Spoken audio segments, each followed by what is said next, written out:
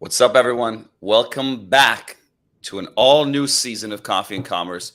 Super excited to be with my co-host and the legend himself, Mr. Gary Vaynerchuk.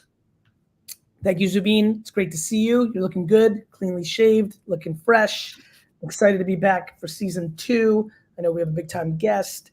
And, the e-commerce world continues to evolve in such a fun way, in an important way. And I'm excited to be here with you. Likewise. So to kick things off, given where we are from a macro standpoint, there are talks of recession. We've got capital tightening in the marketplace.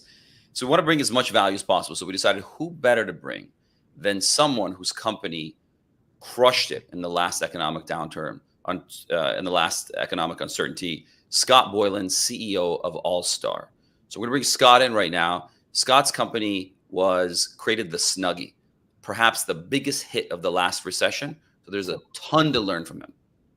I love that. I'm excited to have him here. And real quick, while he's coming on board, just want to say what's up to Cody Bell and to Samuel Miller and to Scott Gilbert and to Dustin Ruther and the Susan on LinkedIn, Thomas McHugh. So a lot of fun, a lot of people in the comments. We see you. I see you. I want to say what's up. Thank you so much. Mark Russell, good to see you. Morgan Owen, Bowler Brown. That was a mouthful. Robert Hill's a lot easier. Great to see all of you. Thanks for being here. And let's bring him in because you're right. The Snuggie really is a case study that I personally admire. What's going on, guys? What's up, brother? Scott. All good, all good. I also admire Scott's gun. Scott, you work out, huh, bro? You through the shirt, bro. I appreciate it. We do what we can. Zubin, take us away. Scott, great to have you. Like I said at the onset, so with the economic uncertainty that we're in right now, we want this episode to be focused on innovating, and not just innovating, but selling and making money during economic uncertainty. So we got Scott Boilen, CEO of All-Star, the company behind the Snuggie. Welcome, Scott. Thank you. Thanks for having me. Absolutely. So Scott, take us back. Many of us, last time we had economic uncertainty, massive economic uncertainty, 07, 08, the one product that came out and was a case study for pretty much everyone about how to innovate when there are downturns, how to create products that consumers want, and how to make money in any environment. And everyone kept talking about the Snuggie. And this is your first interview or first podcast ever talking about the Snuggie. So we're super excited for that. Tell us about that journey. No, it was really interesting. So it was about 2008, and I get asked all the time because it was one of the first viral campaigns, right? And how did you create that? And they call me up, and it's a pretty easy answer. We didn't create anything. I still don't believe you could create a total virality, but as I always say, we didn't light that fire. We were smart enough to blow on it. But when you really look at the Snuggie and like, how do you make money in a downturn? You almost have to peel it back a few years, because I think companies that say, okay, there's a downturn, now we're going to seize on opportunities. It's really strong companies that are sustainable and understand how to win, and profit wins, right? So all these companies that come into these downturns, they're usually growth companies and high-level companies. And when a problem happens, they have none of the fundamentals and none of the strategies to succeed. So, we had a bumpy ride up, right? It was, we're a self-funded company. We started it, did everything from 2-3 people. At that point, we probably had 40, and by the end of it, we had 60. So we had grown every part of that company, and every penny mattered, from sourcing to logistics to finance to how we marketed. And when 2008, 2009 happened, we were just opportunistic, right? And I can fast forward to today. What happened then is big companies, and I don't understand this, media drops half the rate and they run away because there's a recession. So media blows wide open. So we just happen to have the right product at the right time, and we don't pick them. Like, I don't see a recession coming and say, okay, we got to jump all over that. We have a detailed testing model. We test hundreds of items. We put them on TV. We test them on web. We test them all over the place, and the consumer decides. So we just happen to have the right product at the right time that made people feel good. Now, why did it blow up? Because we were good at everything else. We were able to make $1 million a week. We had relationships at Walmart that got the front of the store. We knew how to run TV, and we knew how to jump all over it. Wasn't hard. I mean, we don't have to be mathematicians that when we buy media in July for a blanket and then it's half the price in November, it's going to triple in response and quadruple. So just everything worked in that time to make that win. And I always say profit wins, right? So if you're really driving towards a profitable company, when bad times happen, you have the strength to succeed. Smart. Yeah, no, it's really funny listening to that. Direct mail, radio, print, television in the 60s and 70s, remnant TV, cable TV, Google AdWords is how I did it. TikTok is how some people are doing it today. It's always the same story in different versions, which is you have actual operators that know where the consumer attention is. They take advantage of an arbitrage. He just explained perfectly his, which was, we were agnostic. If the math works, the math works. And when Coca-Cola and BMW go away because they're not real, they're executives. Like, that's just the truth at the end of the day. They're executives, and your entrepreneurial practitionership gave you that advantage. And when Zubin, when I look at the comments and look at here, right, so many more people can associate with that story. Now, they may not have the budgets to do it on TV the way he did, but they can do that today, right this second, on YouTube Shorts for no media exposure. The virality's there. People don't recognize the moment. And I think when listening to that, that was a big story of recognizing the moment. Yeah. And it's about chasing the win, right? So you have to be nimble enough to see these opportunities and big enough to take advantage of them. But like Gary just said, small companies could still take advantage of them also. You just have to see where they are and be nimble enough to react to them and have all of your foundational principles right, and then just lean in. I think some of these times are better to lean in. There's going to be brands out there to bought right now. There's a lot of headwinds out there, but there's still tremendous opportunities.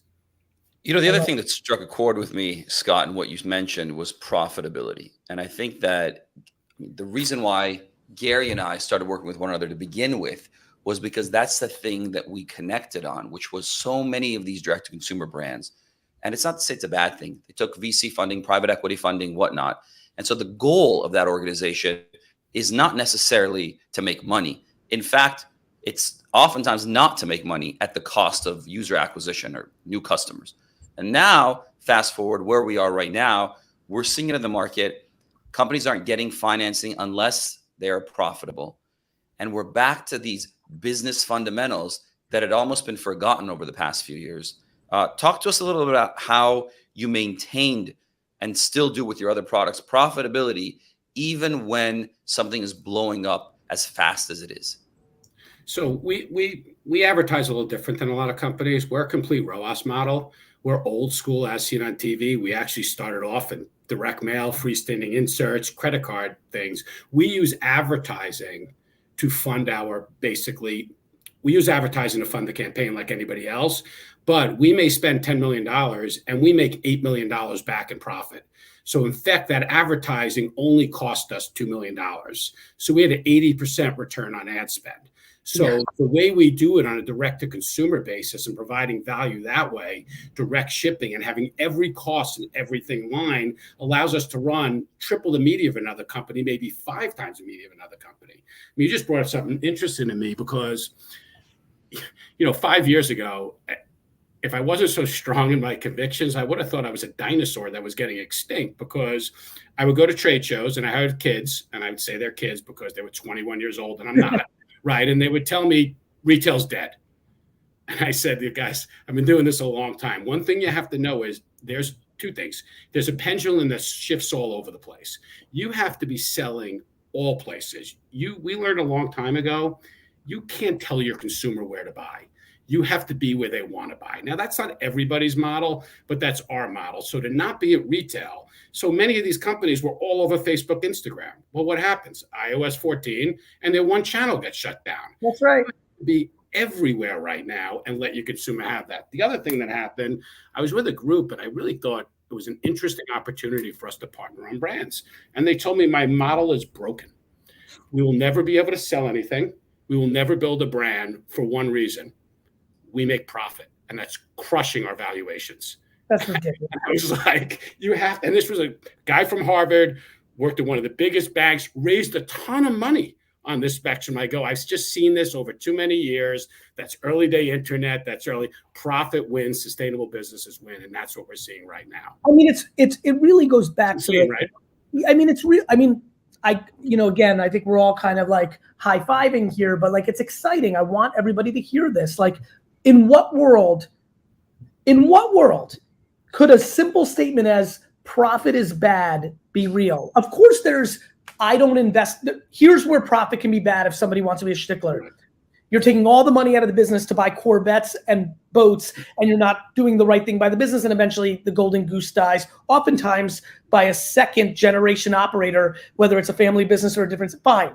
But other than that, to your point, the logic around this, it makes me laugh how people don't understand tried and true things are real. We have this almost infatuation to make up new variables when some of this, like, I'll give you a great one. Somehow people have decided hard work is not part of the equation. Like, people like to razz me, like, Gary, you go too hard. I'm like, no. I say, if you want something extraordinary, you've got to put in the work. For some reason, back to the nice compliment I gave you, when we see muscles, and of course there's steroids and HGH, I get it, but like, there's work. And like, I hear people like, Gary, you don't get it. I don't work hard, I work smart. I'm like, cool, I work hard and smart. Now what? Like, people try to reinvent truths, like work ethic. I am the number one fucking fan on earth of mental health. I am the least anxious. I literally wake up kissing the world because I'm grateful for the lack of anxiety. I sleep 8 hours a day. I believe in it the most. I'm all about all these things. Yet, just because I believe in work ethic, people try to paint a fake narrative and try to actually debate me on this notion. I've got a big news alert for everybody. Hard work ethic is part of the equation towards outsized success. It's part of the equation. The end. And profit, to your point, like, when did not making money sound like a good idea? I will never understand that. No, it's insane. Basically, I lectured. I didn't lecture. I've never really lectured. Like, this is my first podcast. I was asked to guest speak at Syracuse University at their entrepreneurship programs, probably 12 years ago, around Snuggie. And somebody asked me, what's your key to being entrepreneurial success? And I said, no one's ever asked me that before. So just give me 1 second. I said, here's the only thing I can tell you. If you're in a room with 100 other entrepreneurs, I can guarantee you there are smarter people than you. I could also guarantee you'll be the hardest working person there. And if you are, you will find success. You just have to find your path. This is very important. Brian M goes, so how do you keep a good work ethic without getting burnt out? Two things pop to my mind. I'd love to hear from you both because you've had your successes and they're real. One, when you genuinely love the thing you're doing, you're playing. Yeah. Like I'm not doing it for the money. I'm doing it because I like being an entrepreneur the way people like sailing and eating pizza and watching movies and playing golf. So that's one way. This is why I've always loved passion.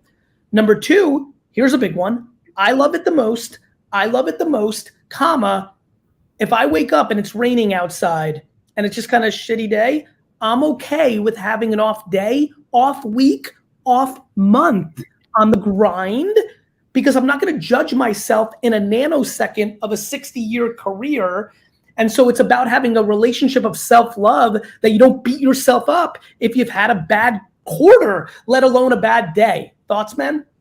So you're definitely more evolved than me, because I love some of the things you're saying. I think, somebody gave me a compliment the other day that I took as insult. No, it wasn't an insult. It was a self-reflection. Somebody said, "Oh, Scott's still working," and the other guy goes, "He hustles like he's 25 years old and doesn't have a penny to his name."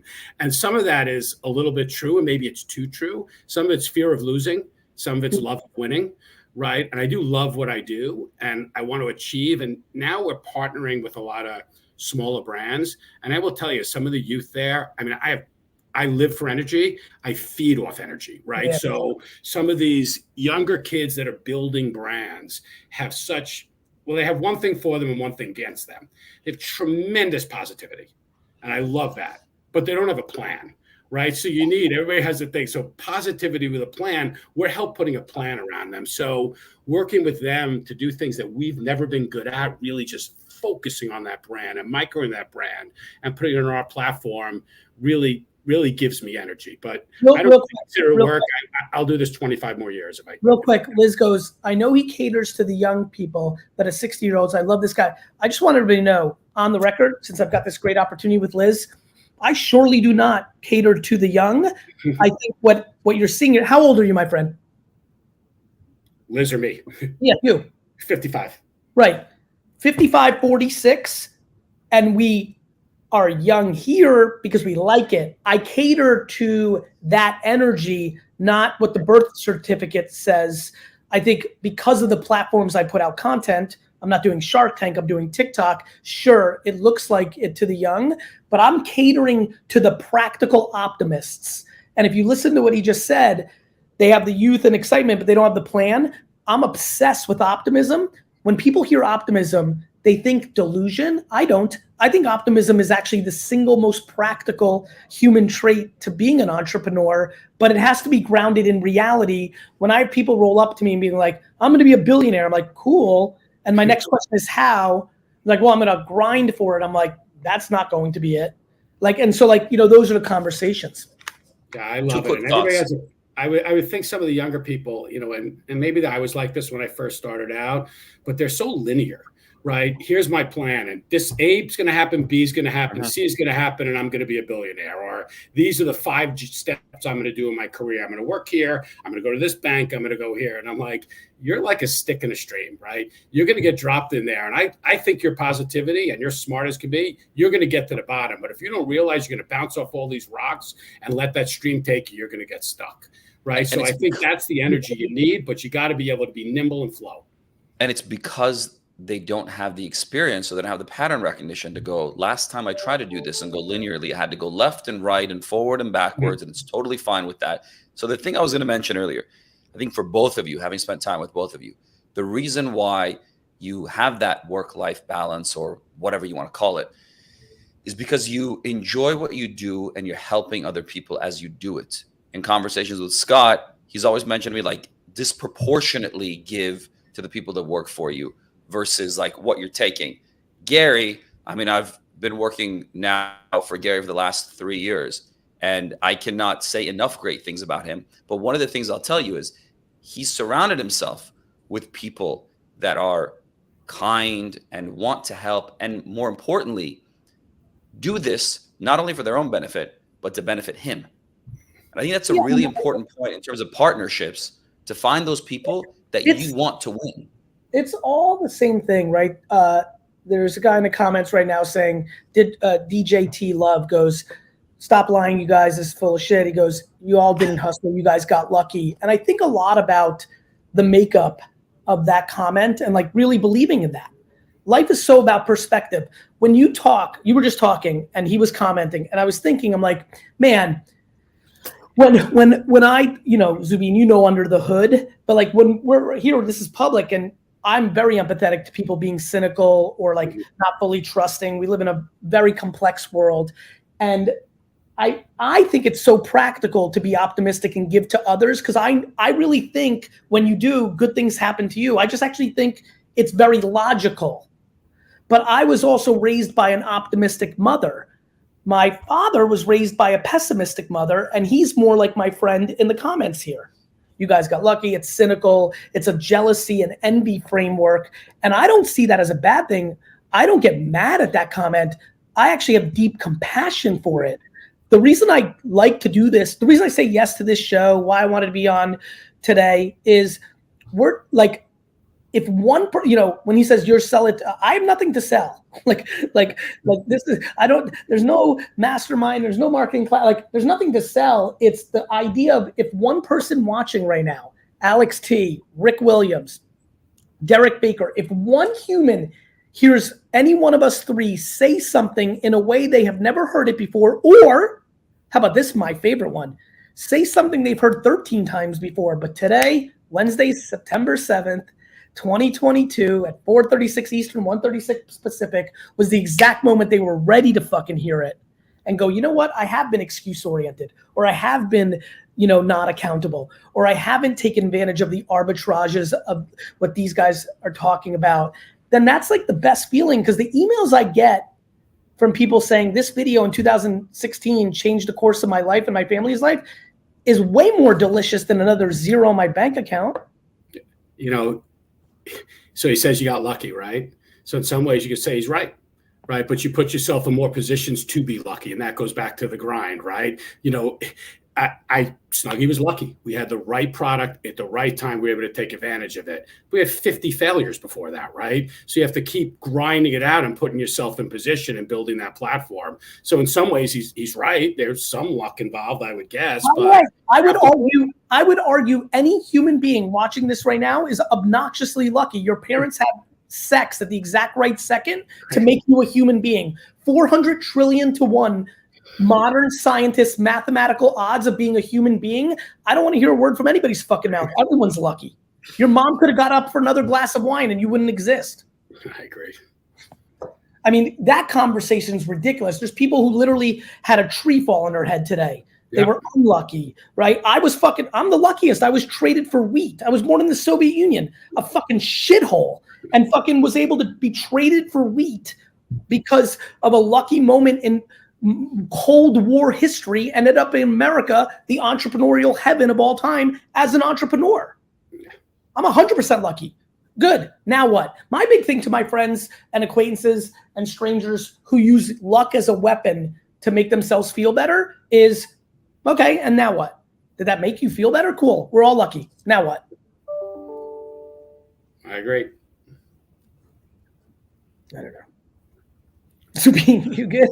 You like taking that in, or what? You kind of? I'm just taking it all in. Look, I totally agree with both of you. I think that there's luck in everything, but it's also, I think it goes back to what you were mentioning about parents' upbringing and having a pessimistic outlook on things or an optimistic outlook on things.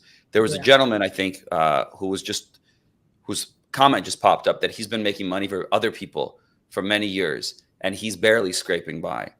Yeah. And what I'll say is that there are many ways to look at that.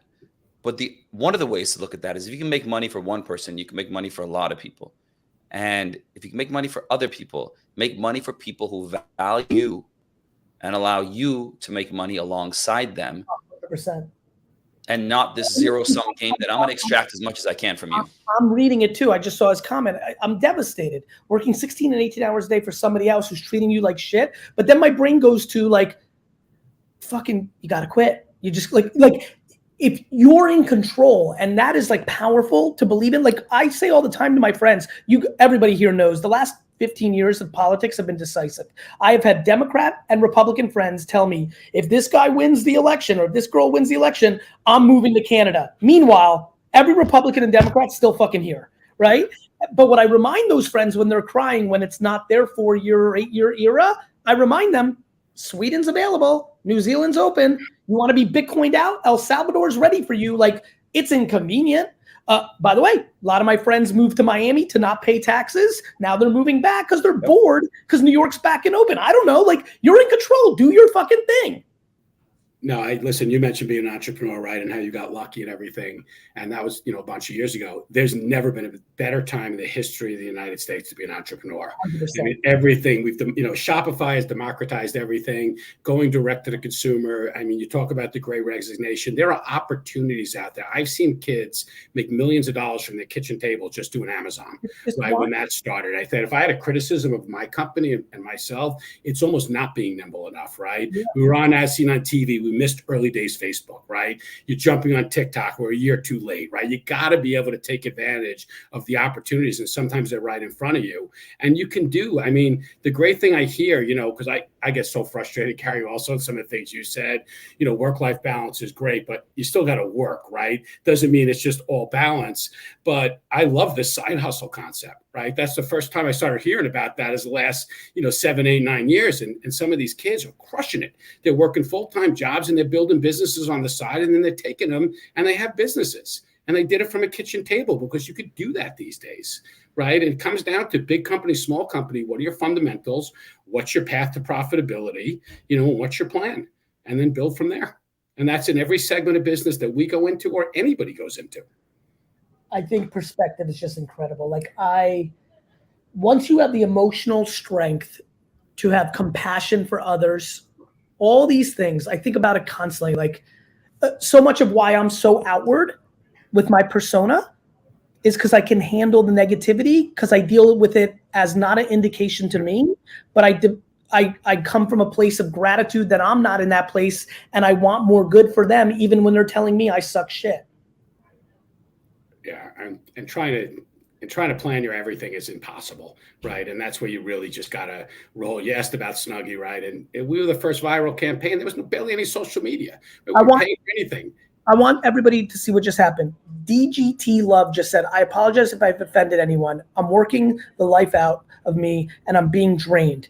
This is something I want everybody who's been watching to watch. I love this dude. And instead of what most people do on shows like this, when he was coming with the heat early on and somebody behind the scenes would have banned him, or the public face that's paying attention like me would have shit on him, we come with real conversations and empathy. We had a conversation here for the last 10 minutes, and look what it leads to. And this is the civility that this country desperately needs. We have to have, like, of course people should see the world differently. We come from different angles, different perspectives, but we have to have the capacity to not be in such conflict. And that's how you lead to great things in organizations, in governments, in families. And like, I'm excited about that. This like made my day, this GT Love post. It made my day. And no one was offended. Like not one bit. I know that if he's going to come here and say the things he was saying, trying to hurt us, it means he was hurting. Yeah. I don't know. Anyway, I know we got a little side off track. Here's what I would like to say, because then I've got to bounce and you guys maybe can continue. The story of you just completely rocked me with my favorite thing. All the companies ran away. We ran towards it. And honestly, to tie in what we talked about for the last 10 minutes of mindset, in business and in life, the game is very simple. You either stare fear in the face or you run away from it. And I would argue that when the economy gets soft and people run away, that is reacting to the fear. And then there are people like our fine man here who ran into the opportunity. I think with all the things we're talking about with mindset and perspective, it's either you are running away from the fear or you're understanding fear is not scary. We all lose. We all make mistakes. We failed. Listen what he said. We failed 50 times. But and that's, it's very real. And like, I don't know if there's a day that doesn't go by where I do tons of mistakes, dumb shit, big mistakes, sometimes a full year. I can think of 3 years in a row where I don't think I was at my best running this company. But the last 2 years being a fucking on fire closes all those gaps. No, and how much time do you think every time you fail? Usually not very long, mainly because I don't value other people saying I'm good or I'm bad. Meaning the other thing that allows me to live my public life is when everyone says I'm the GOAT or I'm the best or you're a genius, I don't believe them either. I'm not a piece of shit, but I'm also not the greatest of all time. I'm just trying to do my thing out here, and I stay down that middle. But what I think I'm getting at is that you don't sit there and sulk about one thing after another. It's like, move on, get to the next thing, take that, because I'm not looking to use sulking or excuses as a thing to propel me and prop me up in the eyes of my contemporaries. Yeah, I like to take failure and say, okay, what did I learn from it, 100%. Right? And how did I get better from that, and how does that prepare? Luckily enough, we keep our failures to a minimum. That nothing's ever brought us down. You mentioned, and you surround yourself with good people. It helps because I'm an optimist by they call scoptimism in my company, right? So I never see anything as bad, right? So I need somebody sometimes to say, hey, this isn't working, right? We need to take a look at what's happening here. I know you believe in it. I have a sign in my office that says never fall in love with a product, because I can't tell you how many times I have, and 6 different times I'd redo the creative and change it. I love that. It sucks, right?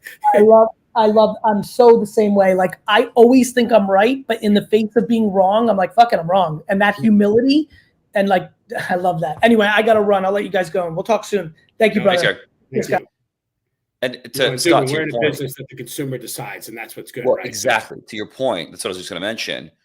One of the things that, from a VaynerMedia standpoint, was employed, I think, last year in this Vayner volume model of creative, was the notion that we are not arrogant enough, or whatever word you want to use, to assume that we know what's right, what will resonate with consumers. We will put a ton out there and determine what does resonate with them and allow them to figure out what that is. Now, I think from your perspective, what's unique, and I'd love for you to kind of talk about this, and All-Star, is your ability to either take products that exist or create new products and test a ton and figure out what works. Because there are a lot of folks watching right now that are interested in direct to consumer, or have done stuff, and most probably they've only done one or two things and they haven't really tested enough to figure out what's going to work for them and what are they going to be passionate about and what are consumers going to care about. Yeah, so you can never pick a product, right? You just can't, right? You could pick products that fit certain metrics that could work for a direct-to-consumer campaign. Does it solve a problem? Is there a white space? Does it niche? But at the end of the day, the consumer has to want it, right? So we have a testing model that starts with surveys, and we've had probably 10,000 items put through this. So it's a learning model that gets better each time. So we put items through surveys. We'll do a quick little web test. We may make a prototype and put it on Facebook or Instagram. So before you go to market, just so everyone understands, before you go to market, you got an idea for a concept, you put it out in a survey to understand what kind of demand there is out there based on the demographic that you think is ideal for them. And we're not predicting success there, we're predicting failure. Our goal is to eliminate and minimize the amount of items that we actually spend money on shooting commercials and doing creatives. And at the end of the day, it's the consumer that decides. If we manufacture 5,000 pieces and we bring it in and we sell 100, there's nobody there. If we do a couple of ads and we put it out on Facebook, Instagram, TikTok, or if we even do a TV spot and we blow through it in a week, well, then we have a big winner. And we always say our products sell at retail 100% of the time. Because if they're going to buy it direct to consumer from a company they never heard of, it's absolutely going to work when we build that awareness, right? So it's building the whole ecosystem up. So it's a test and learn model. Now, I've seen it done differently. So some of the young brands that are developing, they take one item and they believe in it. And they will go through so many iterations. And we love partnering with these companies because many times when they bring it to us and they're doing $4 million in sales, that's after 3 years. The first year they did $150,000. They talked to everybody from a customer service basis. They learned everything about that product. They kept iterating based on what they learned and what their brand was. That's a different model, but that's a fantastic model. And some of the big success stories of single product companies are absolutely being obsessed with their brand and their product and learning from it. And then we just take it and blow it up, right? Because we put it into our platform, we could do everything else. 100%. And I think that couple of things there. One, the market's changed. There's a comment in here about trying to find the comment here, but around the fact that what worked before isn't necessarily going to work in the future. And it's from Dustin Beck. Old frameworks aren't futuristic. I think that applies. Thank you. That applies across the board. So what do I mean by that? One, it has to do with like product creation, ideation, all of that. Before, years ago, and even more recently, larger CPGs, they go through a long process to ideate, create products. It's often insulated from consumers. By the time they go to market, they basically just created it in a bubble. No one's actually ever seen it, heard of it, et cetera, and they're just hoping that it works. The other framework that I think is really important to get away from, now let's take a step back. If we take a look at direct-to-consumer when it first started, early 2000s, late 90s, there was not much consumer demand to buy off of a .com that you'd never heard of. And there wasn't much capital in the market, meaning investors weren't lined up, banks weren't lined up to loan money. Some brands started, they got a little bit of traction. Fast forward to like 2005, you start getting some software like Shopify that comes into the mix. So you have technology that's enabling it. You've got capital that's coming in from an investment standpoint. Banks are funding it, and consumer demand is growing. All of that basically culminates into what we experienced in 2020, 2021, and at the first half of this year, which was massive amounts of capital being available and accessible to direct-to-consumer brands, small and large, and consumer demand was there. But what happened? Markets shifted, economic uncertainty. 90% of the brands that we were exposed to, that Scott was talking about earlier, were not focused on profit. They were focused on customer growth. because the folks that had invested in them weren't interested in taking money off the table.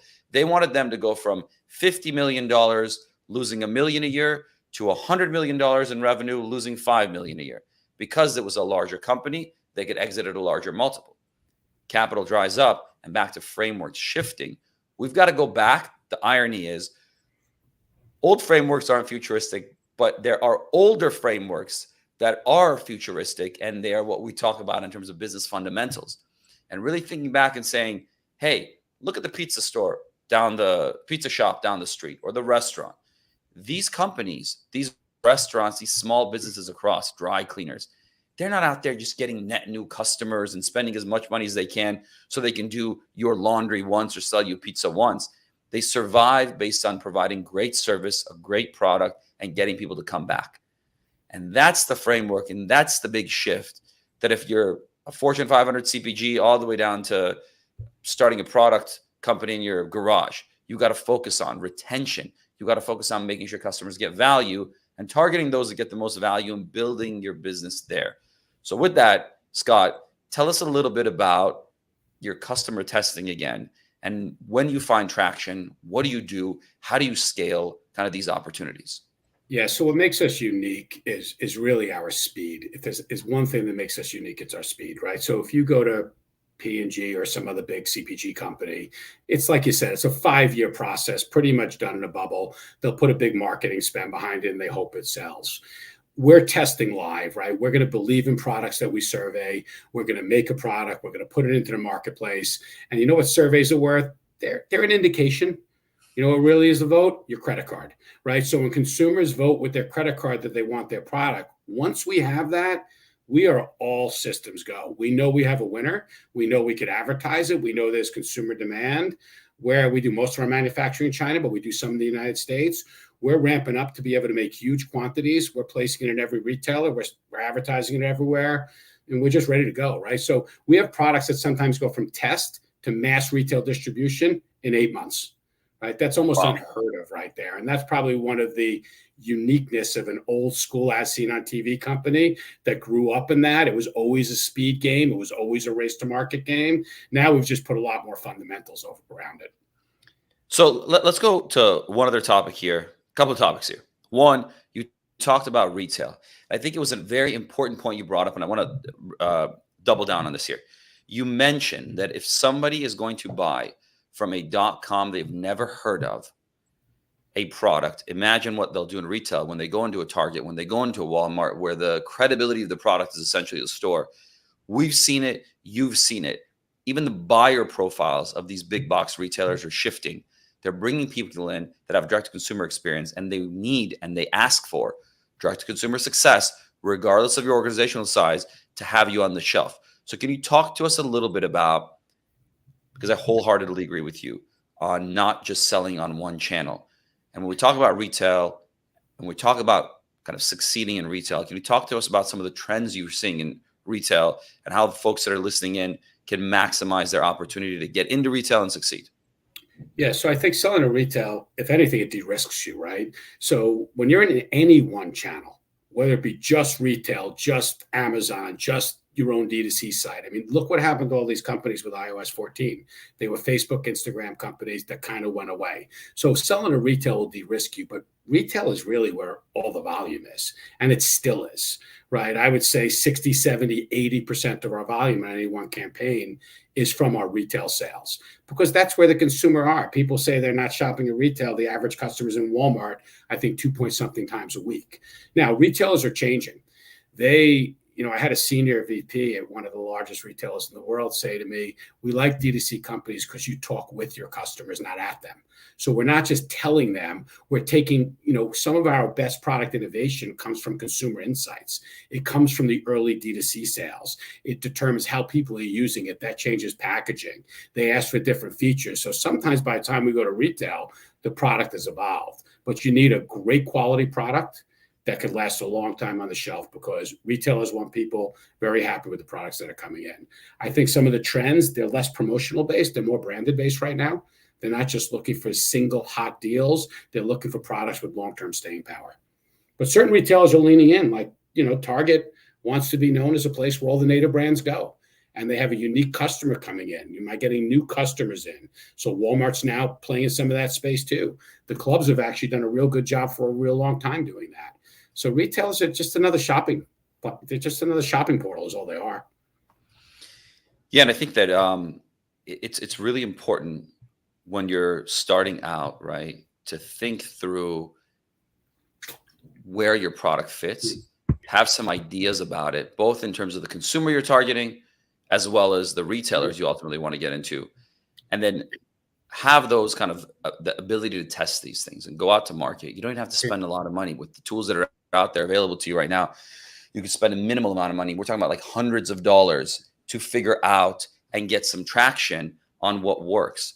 Jose Velasquez commented on YouTube, and I think it's a great point. He said, so the goal is to get your proof of demand ASAP so you can scale it.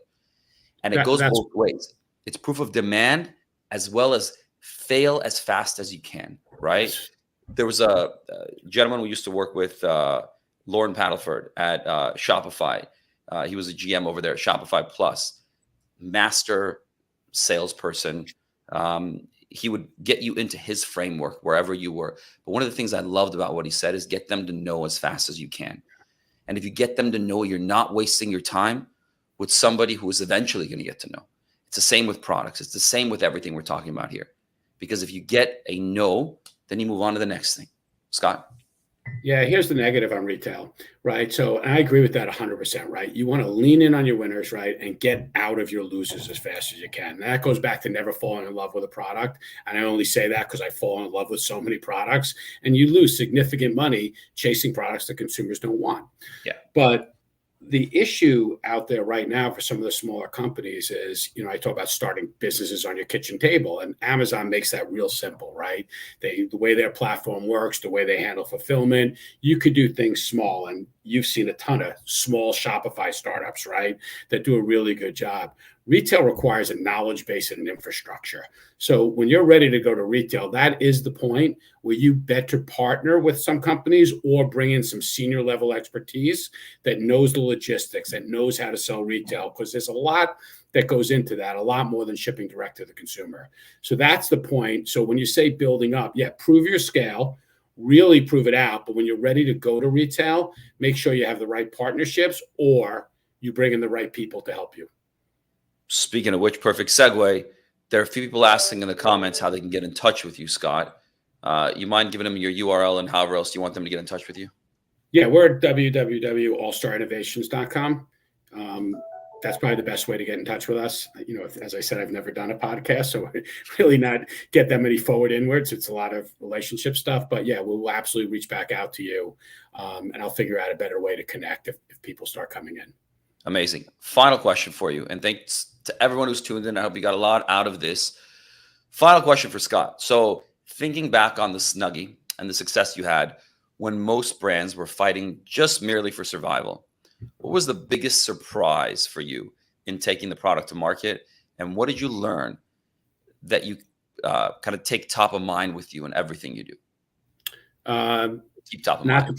Not to try to pre-plan anything. The virality of it was completely unplanned. As I said, there was no virality back then, right? If I would go to VaynerMedia right now and say, I have a new product, I want to make sure you have Oprah wearing it, and you're going to get me on Good Morning America. It's going to be on every news channel, and it'll be the #1 viral video. How much would that cost me? You're going to be like, we can't do that. You can't guarantee those things. So learning just to follow the path that's there, and then to just lean in what it is. If there was a mistake in Snuggie, and we're bringing a lot more Snuggie back, 12 years in we launched it, we've spent millions of dollars launching so many other brands. Snuggie has so much more brand recognition, but we kind of stopped pursuing it. We still sell them, but Snuggie stands for so much more. It's fun, it's fashion, right? So that was a learning lesson that when you get those things that really respond to people, and you talk about in a recession, why did people buy Snuggie so much? It made them feel good. Right? For $14.99, it brought a smile to their face. And it was everybody's, white elephant gift. So that was probably the #1 learning, is to follow the path that is, don't just go linear with it, right? Take those things, lean into them, and go where the tide's going. Brilliant. Scott, thanks for your time. Appreciate it, Zubin. Really enjoyed it. Thanks everyone for tuning in, and we'll be back with another episode in just a few weeks. See you.